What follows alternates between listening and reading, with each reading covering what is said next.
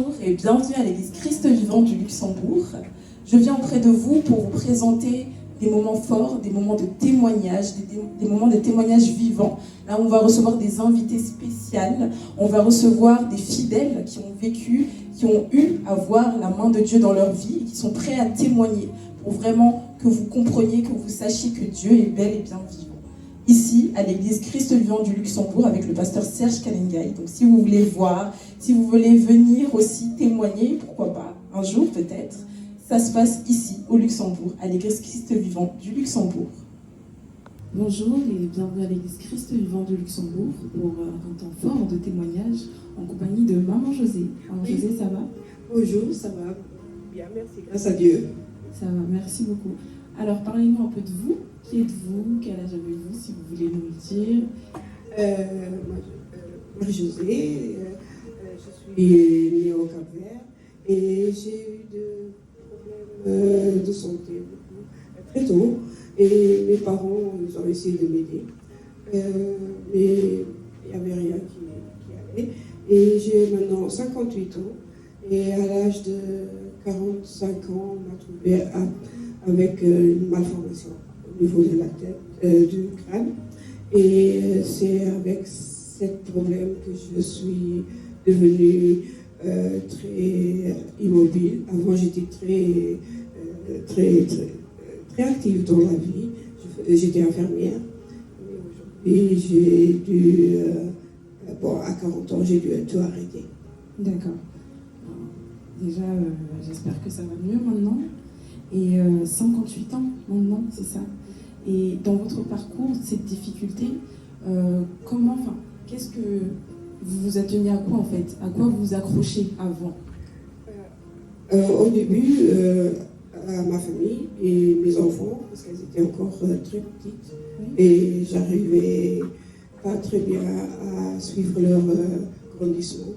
Mais quand même, j'avais beaucoup de rechutes et j'étais tout le temps en chaise roulante qui m'handicapait quand même assez fort pour aller quelque part où j'avais des problèmes apparemment aussi musculaires, une maladie musculaire, que je devrais normalement être à cet âge-ci dans une chaise roulante et dans un lit.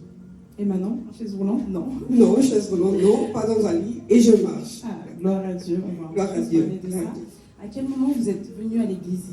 Il y a 2 ans, ma fille, par l'intermédiaire de sa cousine Romy, Flavia, elle est venue à l'église et elle m'a dit maman, il faut que tu vois le pasteur, il peut t'aider.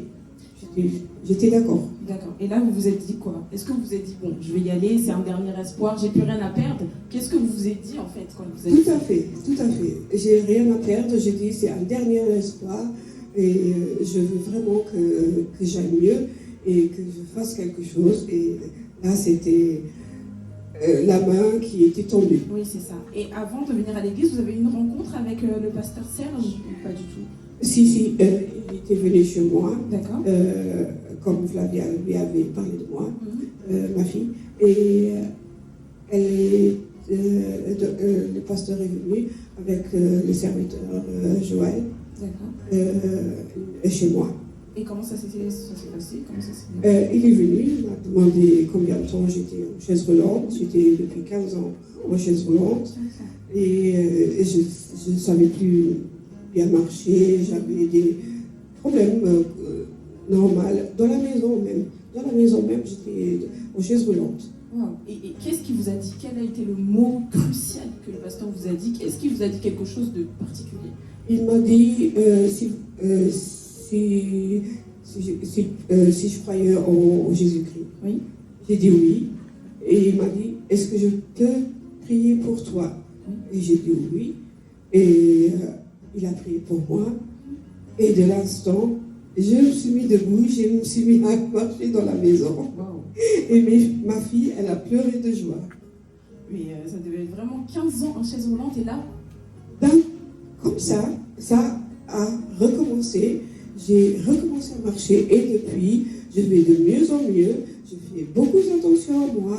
J'essaie de faire de mon mieux pour l'Église aussi, parce qu'elle m'a apporté beaucoup plus que la médecine. Oui, c'est vrai. Et là, depuis que vous êtes à l'église, comment vous sentez-vous au quotidien? Comment est-ce que votre vision de la vie a changé, a évolué du moins? Elle a évolué du côté que